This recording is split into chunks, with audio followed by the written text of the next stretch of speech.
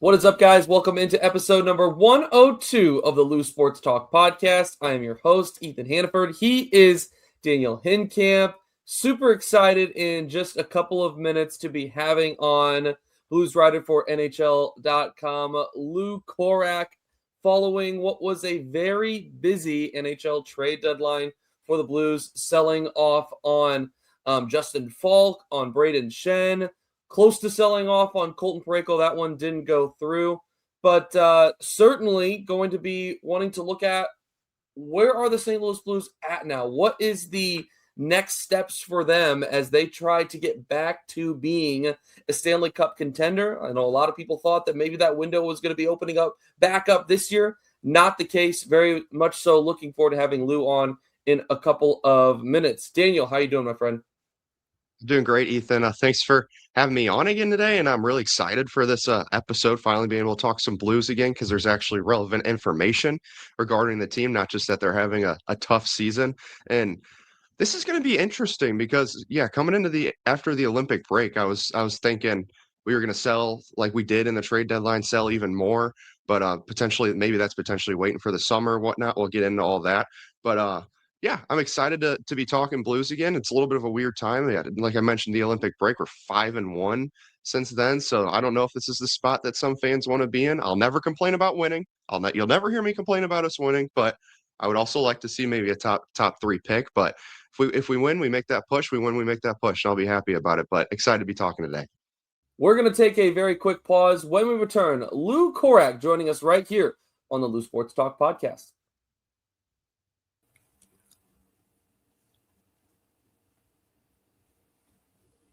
Welcome back to the Lou Sports Talk podcast. Very special guest joining us this morning, Lou Corak, St. Louis Blues writer for NHL.com, St. Louis Blues site editor for the Hockey News. Lou, appreciate you taking the time. How you doing, my friend?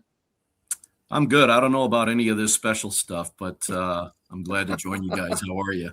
You've joined us a handful of times throughout these 102 episodes, but we've modernized a little bit as we've gone through. Now we're to video, so we appreciate you adjusting as well.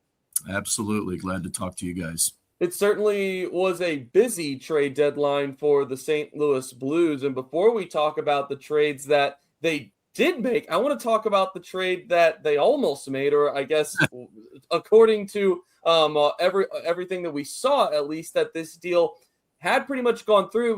We were only really waiting for Colton Parayko to waive his no trade clause to the Buffalo Sabres. He elects to not. He holds off on that.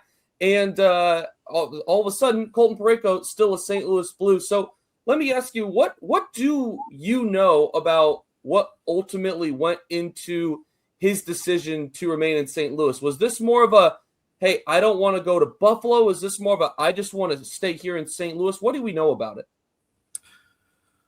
Well, before I fully go into it, I personally would like to talk to Colton myself, kind of let the dust settle over all this. I mean, I can only imagine how overwhelmed he had to feel because, you're talking about you're spending 11 years and your entire career in one city, and then all of a sudden in a flash you're asked to move on and go someplace else. And I think there's a couple things that go into play here.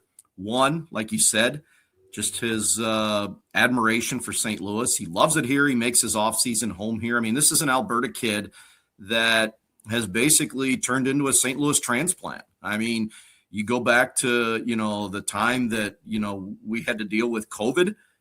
He didn't return back to Canada. He stayed here. And it spoke to me volumes about him as far as, just his admiration for this city back then. You could tell that this was a place that he admired, wanted to live, wanted to play. There's something to be said about playing your entire career in one city too. I think that goes into play here as well. But I think the number one thing for me is you're talking about making a rash decision for something that's going to affect you for a number of years for the rest of your life here. And if you're put in that situation, and I can't speak for the Buffalo Sabres, but I'm sure they needed an answer to this, and they needed one rather quickly. Well, that answer for me is going to come rather quickly then too. And it's going to be a resounding no, because I think this is something where you need some time to reflect. You need some time to maybe talk to your family about this, the pros and the cons with your agent, and just so much that goes into it. And when you're talking about a life-altering decision to all of a sudden up and move from one place that you've been comfortable and one place that you've been entrenched to go off to another. And understandably, the Buffalo Sabres got a good hockey team this year. We know that. But just to have to do all that, I'm sure he was overwhelmed with everything that just kind of got thrown in his direction.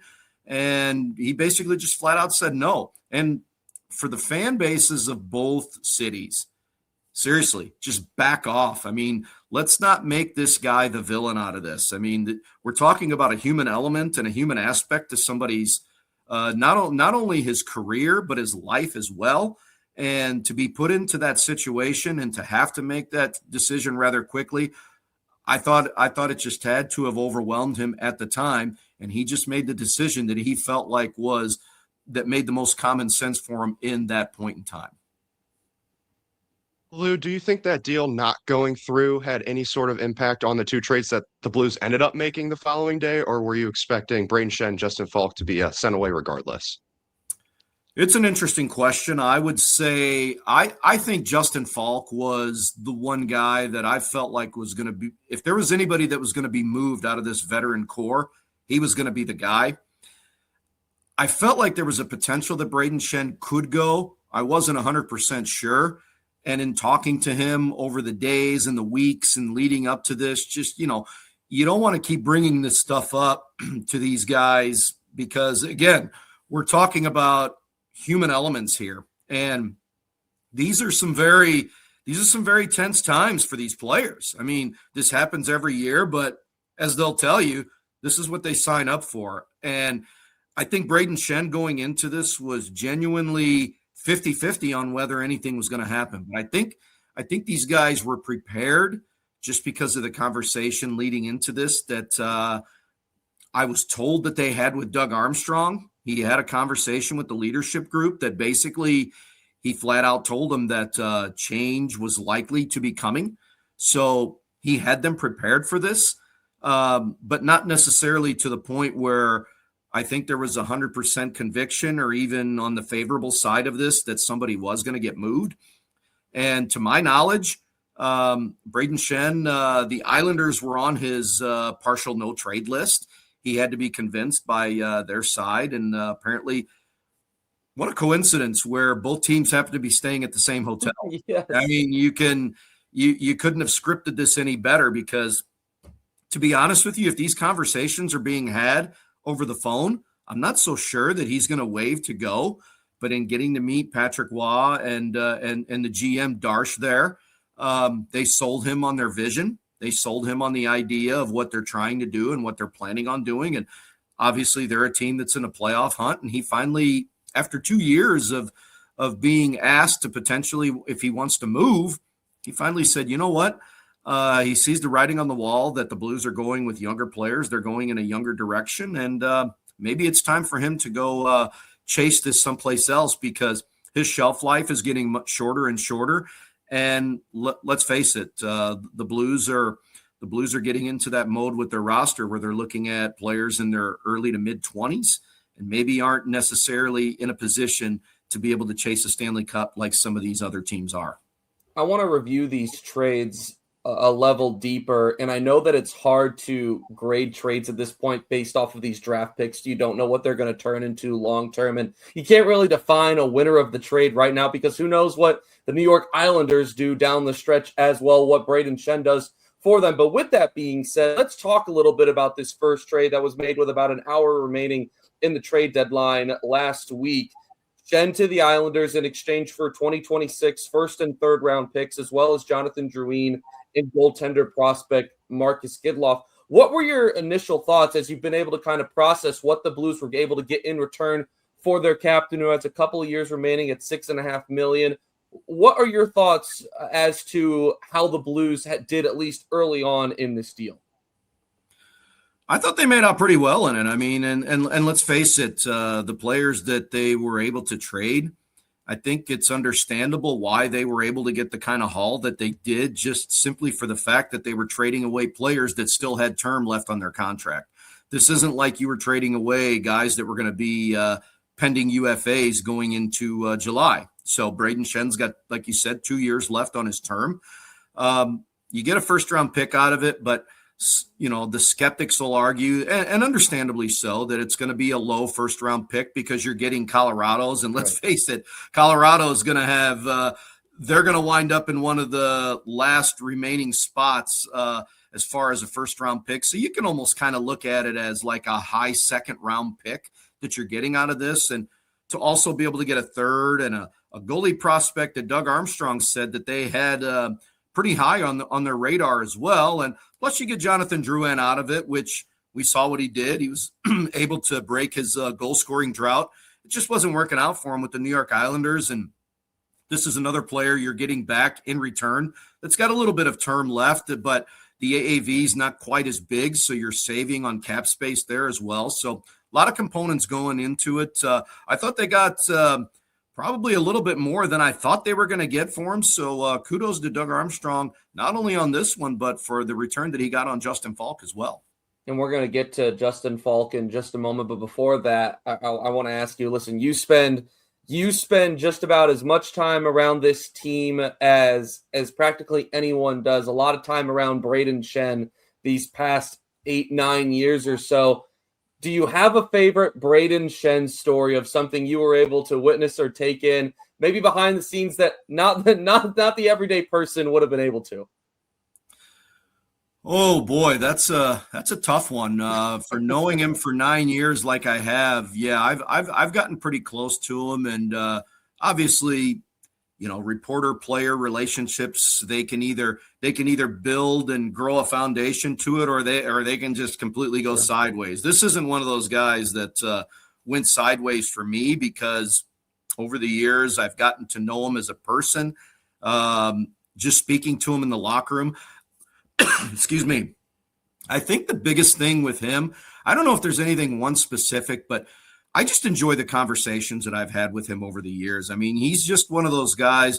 He's not one of these veteran guys that you kind of have to tippy toe and dance around eggshells to be around. You can walk into a locker room and just shoot the bull with him. I mean, there's nothing really specific that stands out. It's just those little small conversations you can have with a guy, whether it be about life or just talking to him about his brother and the kids that they've had and just the environment that they grew up in. Or he's a big football guy. I can just walk into him and we can be chatting about fantasy football, about how's your team doing, how's my team doing, and all this sort of stuff. It's there's a lot. There really is a lot, and I'm really gonna miss that guy, because I'll be honest with you.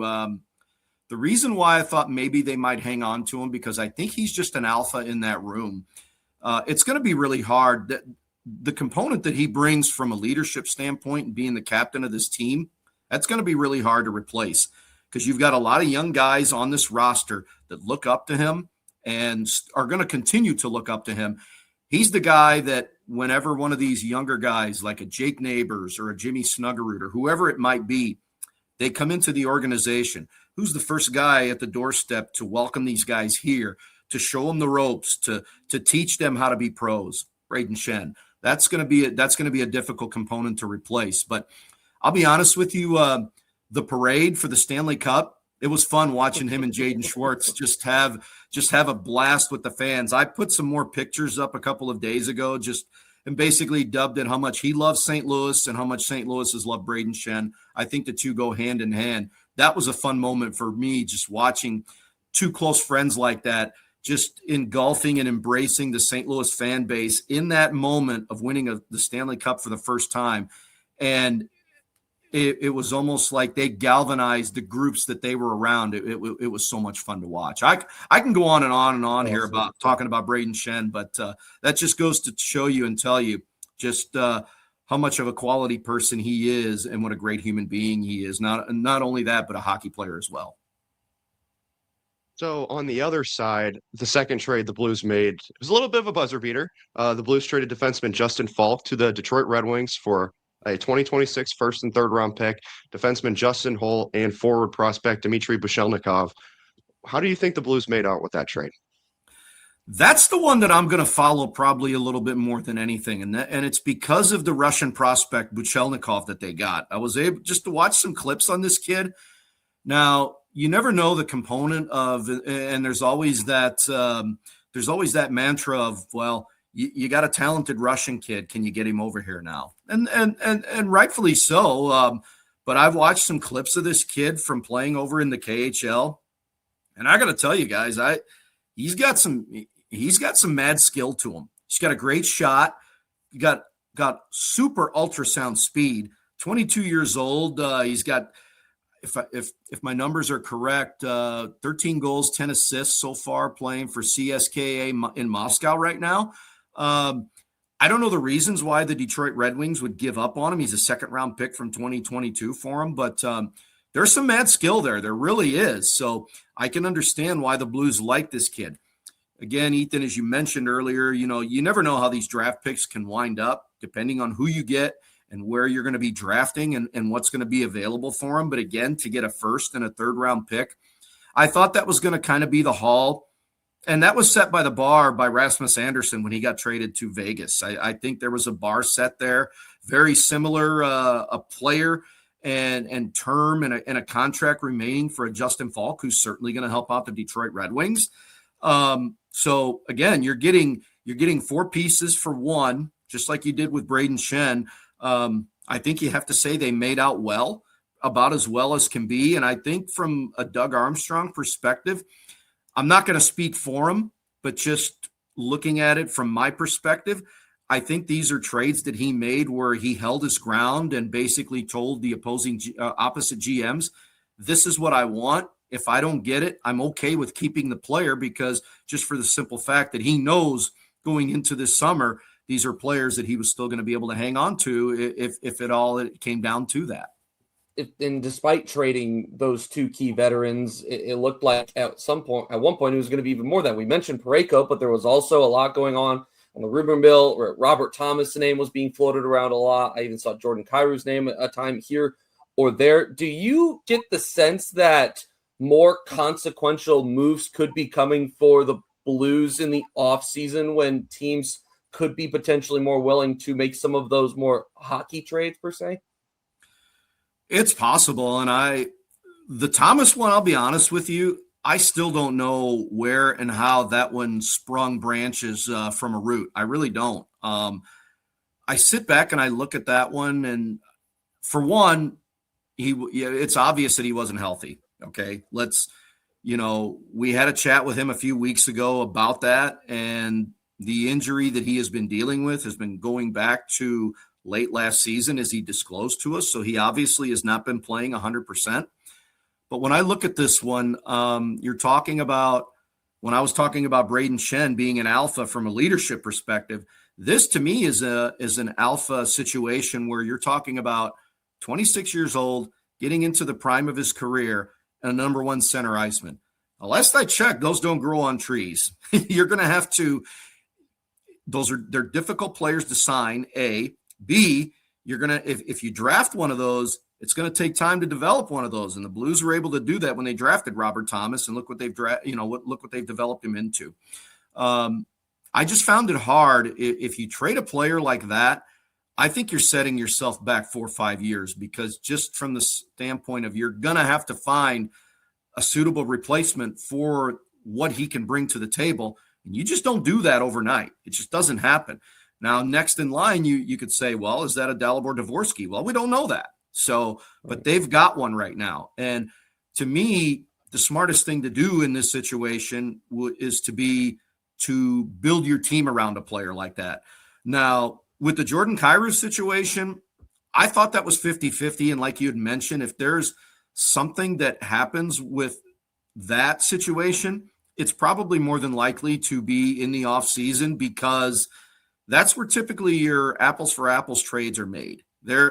It's very difficult to find those kinds of trades around the trade deadline. And especially, again, you're talking about a player that's 27 years old and getting into the prime years of his career. But I know there's been some of the things that have been floated out about that maybe a change of scenery will do him good.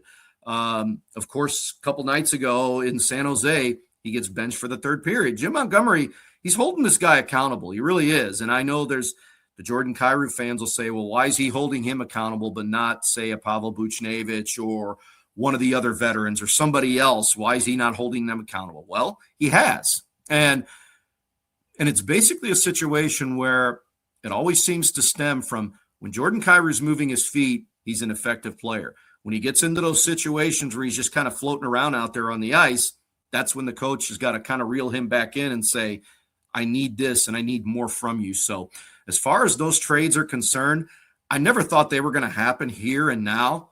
Again, the Thomas one, I just didn't know where that one came from. And I know he did a podcast yesterday and disclosed that the Blues never asked him to potentially waive his he's got a full no trade just like Jordan Kyrou does. So these guys dictate whether they want to go or not, just like Colton Parayko does. The Robert Thomas one, when he comes out and says that, it makes all the sense in the world to me because I just found no scenario where I thought they were going to trade him. Lou Corak joining us on the Lou Sports Talk podcast. Lou on the Lou, I guess you could call it Lou. Listen, final question here before we wrap.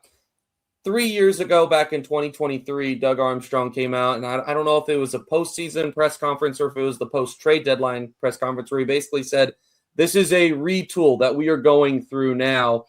And fast track through it a little bit, and they work their way back to, of course, the run that they go on at the end of the 24-25 season. They're a second and a half away from knocking off the Winnipeg Jets, the President's Trophy winners. And a lot of people thought that this was going to be a season where St. Louis, that window could be opening back up for them. Obviously, it's gone very different than anyone expected. They sell at the trade deadline. I'm just trying to get a gauge, and I think a lot of Blues fans are trying to figure out where exactly this team is right now.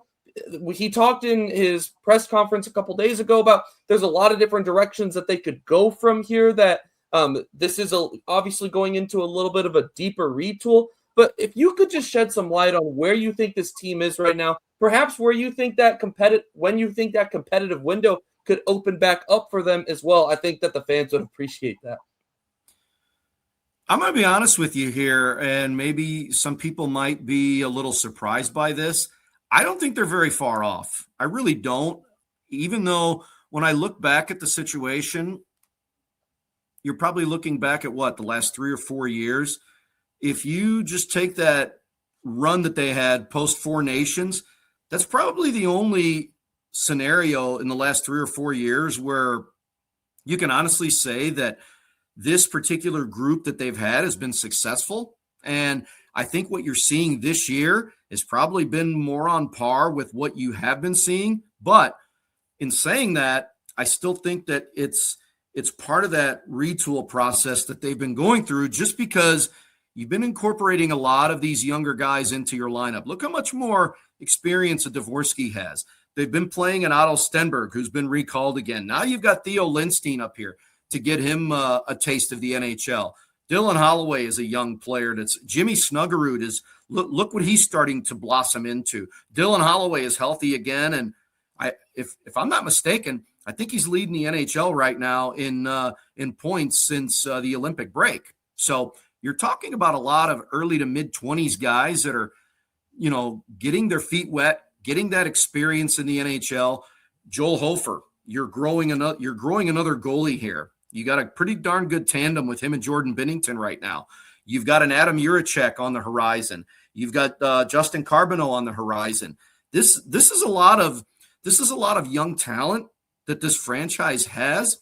You just have to find that right mix right now of how to incorporate those young guys to blend them in with the veteran guys like the Colton Paraykos that you have, like the Robert Thomases that you have right now. And I'm sure if there's one question that Robert Thomas has right now while he's getting into the prime of his career is what direction, and I'm sure he has spoken to management about this, what direction are you going in? Are we going to be chasing something for the next 5, 6, 7 years down the line while I'm playing some of my best hockey? So I don't think they're very far off. I think you kind of stay the course here, plug in maybe some pieces over the summer. You've obviously shed some salary cap here, so they're going to have some money to play with. I think you're going to have to bolster up that blue line a little bit more, because I think you're starting to see some components with your forwards, and they're getting a lot of good looks at some guys here. You've got another 18, 19 games left before the regular season ends.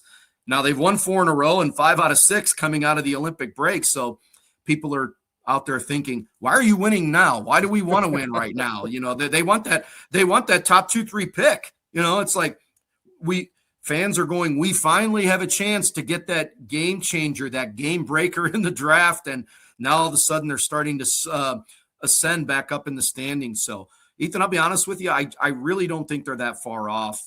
If they kind of stick the course here with some of these younger guys that they are developing, I wouldn't be surprised if in the next year to 2 years that this is going to be one of those teams that's going to knock that door back down and be among the top 8 in the Western Conference. Now, you're playing in a gauntlet of the division right now with Colorado and with Minnesota and with Dallas. There's a lot of barriers that you're going to have to go through there. But I think this is good for them, especially these young guys. I think it really is. They're learning a lot, and right now you're starting to see some. They're bearing some of the fruits of what they expected out of some of these guys. I didn't even mention Philip Broberg, and they've got. This is going to be your catalyst on the blue line now, and they've invested in him. And look what he's doing right now. He's playing upwards of 25, 30 minutes a night in the last couple of games while Colton Parayko's been out. So you're talking about a lot of components here that I think there's a bright future for a lot of players in this organization. St. Louis Blues writer Lou Corak on X at LCorak10. Lou, where can people read your material on the St. Louis Blues? Pretty simple. Just find the hockey news and click on that St. Louis Blues tab there. And obviously NHL.com will have recap stuff up tonight. Should be an emotional night with Brayden Schenn back in town and the Islanders. And I'm looking forward to seeing what kind of reception. He's going to get an overwhelming reception from this fan base. It's going to be awesome. And I'm sure that the Blues have quite the tribute ready to go for him. So we'll have plenty on that as well. Buckle up and get those tissues out, Blues fans, because I'm sure it's going to be that kind of night. Lou, we really appreciate your time, and we look forward to seeing you at the Enterprise Center soon. Okay, guys, have a good one. Thanks for having me on. He is Lou Corak, St. Louis Blues writer for NHL.com, Blues site editor for the hockey news. Follow him on X at LCorak10. Quick pause. When we return, some more Blues content, our own thoughts on some of Doug Armstrong's post-trade deadline comments. It's all coming up right here on the Lou Sports Talk podcast.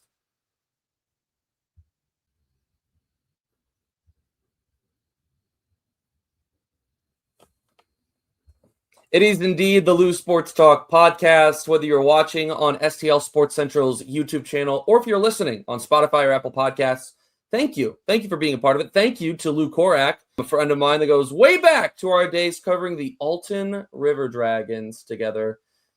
If you don't know, don't ask. Summer baseball prospect league team. But me and Lou go way back, so appreciate any time I get to chat with an old friend. And he had some great analysis on what he thought of the Blues trades made at the deadline, sending off Brayden Schenn and Justin Faulk and the capital in which they were received in return. Players at the NHL level, draft picks, prospects. I thought that some of his comments on Bushelnikov were very interesting. I'm going to have to wait and see what these draft picks turn into. But, Daniel, what we do know is that the Blues, once again, like they did in 2023 when they retooled in the trades for, that was Vladimir Tarasenko and Ryan O'Reilly. They now once again have 3 first-round draft picks.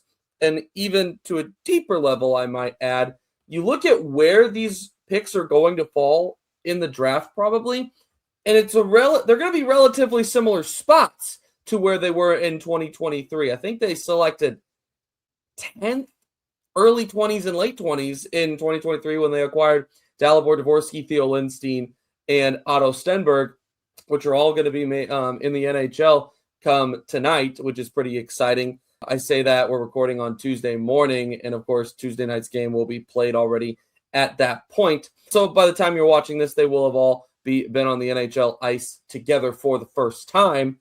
Let me ask you this. The Blues certainly have some flexibility with these picks now. I know a lot of people in 2023 wanted Doug Armstrong to package a couple of those picks, try and bring in someone that was a little bit more ready to contribute at the NHL level now. He ended up making those picks, and it feels like he has certainly not limited off anything that they could do with these picks in this upcoming draft. You could move up, you could move back, obviously, too. You could package picks. What are your overall thoughts on, I'm not asking what you think the Blues should do necessarily. If you have an opinion on that, you're welcome to share it. But I guess more so just looking for thoughts on just the flexibility that Doug Armstrong has created for Alexander Steen in himself in this upcoming draft.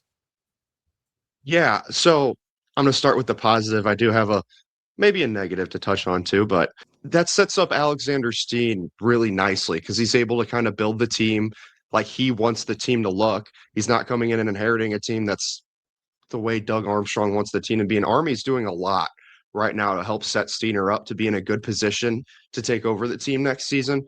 And you're never going to complain about 3 first-round picks, right? First-round picks are always great, but in a draft that's not as loaded as years past, you'd like to have those picks be just a little bit higher because you see Keaton Verhoff, obviously, Gavin McKenna, Ivar Stenberg, some of the top names projected and going in this upcoming draft, but they start to fall off a little bit as you get further down.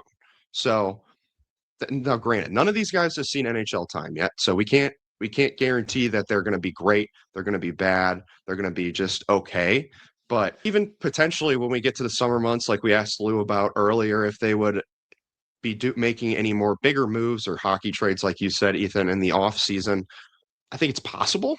But I think they're going to try and stick with as much of the group as they can moving forward. Now, I don't know what that means for the futures of Jonathan Drouin or Justin Holl, but I think they'll try to push forward from where they're at. They have a lot of good farm players, or if I say farm because I've been talking a lot of baseball, Sure. a lot of good prospects in the system. Like we're seeing coming up right now, Theo Lindstein. We've seen time from Otto Stenberg so far this year. So I think the future's bright from the Blues side, and you can package these picks eventually over the season if you want to try to move up. If you don't get that top 10 pick, like we're really, a lot of fans are really pushing for right now.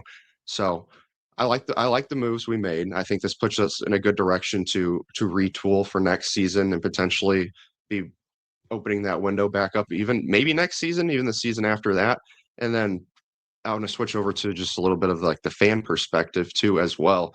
So I've seen a lot of stuff on social media lately that I can't personally get behind it. At being a fan, at the same time, I will never complain about a winning team.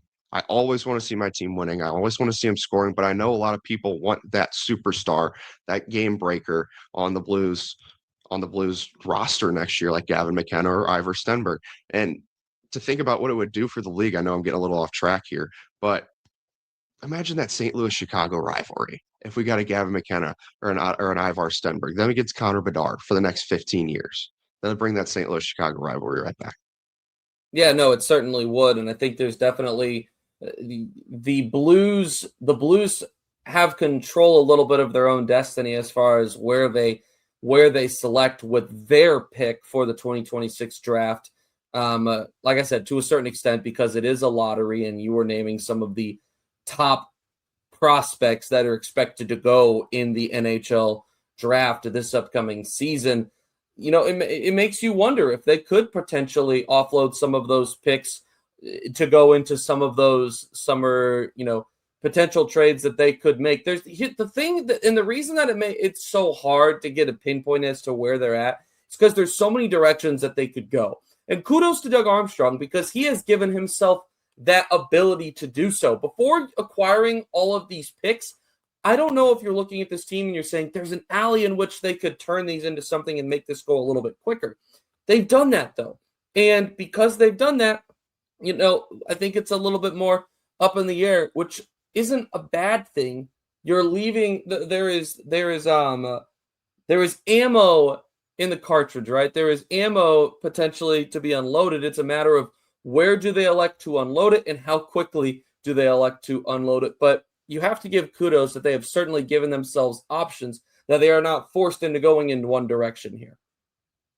Yeah, no, they give themselves the opportunity to build around what they have, push for a playoff spot next year, but they also have the opportunity to sell off, just push, just kind of back away, try to get a real official rebuild going. So we're not talking about another retool in another 2 years, 3 years, and get that and be on a consistent winning team for the next, I don't know, 6 to 7 years after Alexander Steen takes over and the rebuild's over. So I think, yeah, like you said, Ethan, kudos to Doug Armstrong for the position he's put this team in. I know with the kind of GM he's been, he's trying to set up Steen in the best way possible for Alexander Steen. He's not trying to make or break this season for him and leave his legacy there and make sure that no matter what he does, he's making this team push for a playoff spot and try to win in his final season. He's doing what he think is right for the team right now and as well for the team in the near future and for Alexander Steen. So I got to give him props to that and that the fact that they can go either way that they want to.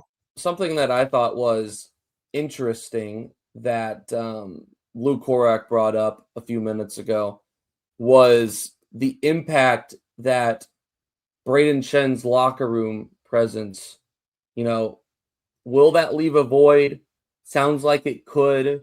Sounds like there's going to be a lot of opportunity for guys to step up and fill that void, whether it's one guy, whether it's guys together, and it ends up being a leadership by committee situation.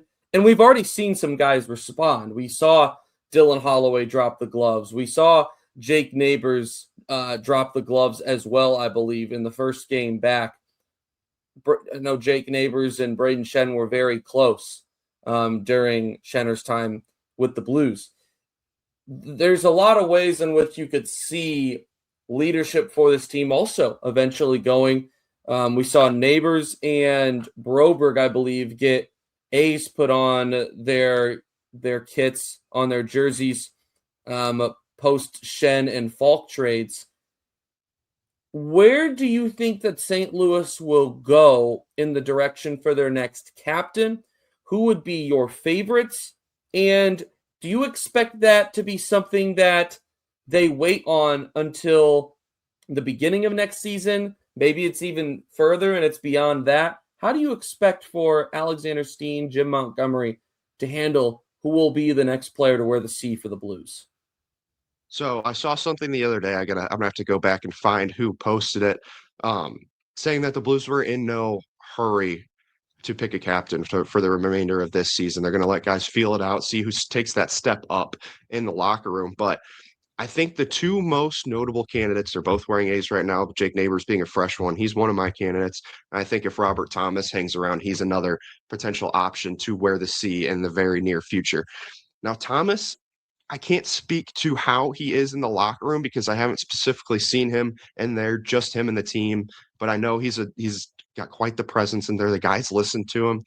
But when we're going to on the ice, when you put a C on someone's jersey, yes, you want them to be a good player in general, but they need to be able to stand up for their team. They need to not be worried to drop the gloves, to lay that big hit if a big hit's thrown on a star player.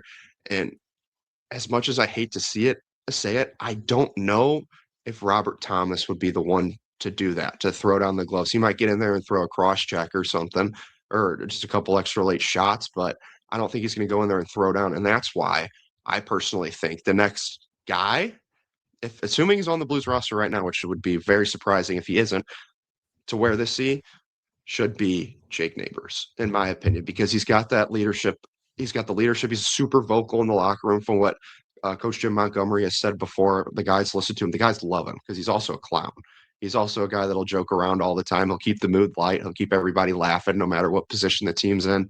And we've seen it. You mentioned it since we came back from the Olympic break. He's dropped the gloves already, and he's not afraid to. He's a guy that will get in there and throw down. He'll stand up for his guys no matter how bad or good the hit was. If it's just like a big hit on, say, Jimmy Snuggerud or something that the team doesn't like, he'll get in there, he'll throw down the gloves, and he'll stand up for his guys. And that's why I think, from my personal opinion, the next best choice to wear the C for the Blues is Jake Neighbors. Something that I thought, and I was appreciative of, that Doug Armstrong did in his post-trade deadline press conference. I guess it wasn't really a presser. It was more so just an interview with Andy Strickland, another friend of the podcast, was discuss where exactly he sees this team at right now. He talked about how the plan was obviously originally to stay competitive while integrating some of these younger players in, as the Jimmy Snuggeroots, the Dalibor Dvorskys of the system have been ready for the NHL level, to still be able to compete, be a playoff team even while incorporating them. This season, things obviously went sideways, which prompted a deeper reset. So instead of doubling down, the Blues now building something new around a little bit of a younger core. And with that, he developed expectations for what the remainder of the season should look like, will look like. Obviously, the goal is always to compete. You're never not going to compete. You're never going to intentionally tank, which I know, as you mentioned, a lot of people do one out there. Hey, I'm all about the tank. Bring the tank on. I want the tankathon to happen the remainder of the year because I want a top 3 pick. I want it, baby. I need it like I need air to breathe. But simultaneously, what does it do for you if you are grooming a culture that is satisfied with losing? So I think that winning and going on a little bit of a run here, even if it leads to nowhere, building some positive momentum at the end of the year, still could go a long ways for this team. Lou Corak mentioned that outside of that post-Four Nations run, there has not been a lot of consistent winning that this team has done. You do not want the air in that locker room to get stale. A lot of young guys, you do not want them to build what's the word that I'm trying to think of here? A contentness, I guess, with being where they are. You don't want that to happen. So them going on a run and running the risk, I guess, not having the highest of odds to have a lottery pick, while it would be unfortunate in some aspects, it would also, I think, could be beneficial for the current team, the current players in the locker room now. In some ways, I don't think it's as clear as it's all bad, it's all good. There's pros and cons to it from different aspects of the organization. But this team's going to compete while still prioritizing player development. Younger players are going to be given bigger roles, special teams opportunities. Armstrong acknowledged that, yeah, there's probably going to be some growing pains, but he also believes that it's going to benefit the team long term. I have to imagine that it will when you look at the core that St. Louis has right now. Right now, you're wanting to add to it. Hopefully, they're going to be able to add to it a little bit in the offseason. We'll have to wait and see on that. But, Daniel, before we wrap, my final question for you is just overall right now, the direction in which Doug Armstrong has made it clear that this Blues team is heading. Do you feel good about it? Are you frustrated? Maybe a little bit of both. I'd probably say a little bit of both because on one hand, it's going to happen. And honestly, coming into last season, not this previous season, or not the season going on right now, but the season before this, I did not expect us to make that push and go on that 12-game win streak and push into the playoffs. I thought that this was still part of a little bit of a rebuild that started after that 2022 playoff run that we had when we ended up losing to the Avalanche.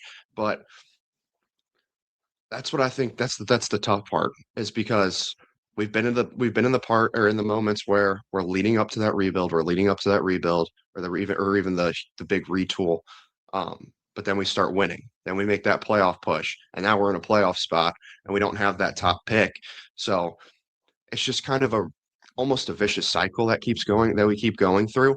But I think, I don't know. It's like I said earlier, you're never going to complain about the guys winning 5-1 since the 5-1 since the Olympic break. And with how the season's gone, I will take that little bit of a morale boost, because you might be thinking, we're supposed to be tanking right now. Like you just mentioned before, we want to get those low picks, but this is the first time the Blues have won more than 3 games in a row this whole season to put together a streak. They've won 4 in a row since coming back from the Olympic break, 5 of their last 6. So I think that's great for the team. It shows that they can still win. It gives them a refresher of what winning consistently feels like, and why that's something you want to do, because winning feels good. The fans are happy, the city's happy. But I think the direction going into this summer is just going to be to see what the market's like. If you can get some good key young players to add to, to add to your roster, then so be it. But if the market's not hot for some of your guys and you're not getting the return you want, you hang on to them and you see how next year goes as well. Because if you look at this team on paper, this is not a bad team. This team is not loaded with bad players. This team's not loaded with guys who have been under succeeding. It's just an unlucky season, if you ask me. Doug Armstrong certainly has given Alexander Steen flexibility in how they can handle this upcoming off season. There's a lot of hockey still to be played, and if there's something to watch, to keep an eye out for in the final months of the season, it's how does this Blues team respond with a younger core? They're not completely young in the sense that they still have Jordan Binnington, they still have Colton Parayko, they still have Cam Fowler, but they have gotten a lot younger with one of their alternates, as well as their captain no longer being in that locker room. How do they respond to that? So far, so good. We'll have to wait and see if that trend continues for St. Louis. Be sure to follow us on Instagram, on X, on Facebook, at Lou Sports Talk _. Thank you to Lou Corak for joining us on episode number 102. Like and subscribe to STL Sports Central on YouTube. Follow them on all of their social media pages as well. We just had a giveaway a couple of episodes ago. We haven't announced the winners publicly yet, but the winners do know, so they will be receiving their goodies here pretty shortly, and we hope to be able to do more of those. So like and follow us on all of our pages so you know who's going to be joining our episodes when they release. Well, they always release it Wednesday mornings at 8 o'clock, but plenty of different content pieces and whatnot that are going up on our socials always, so make sure you're following us there. Appreciate you, Daniel. Looking forward to the next time we can talk Blues opening day right around the corner, so definitely Cardinals baseball centered here in the next couple of episodes at least. Cannot wait. It's a fun time of year for St. Louis sports. Episode number 102. That's a wrap.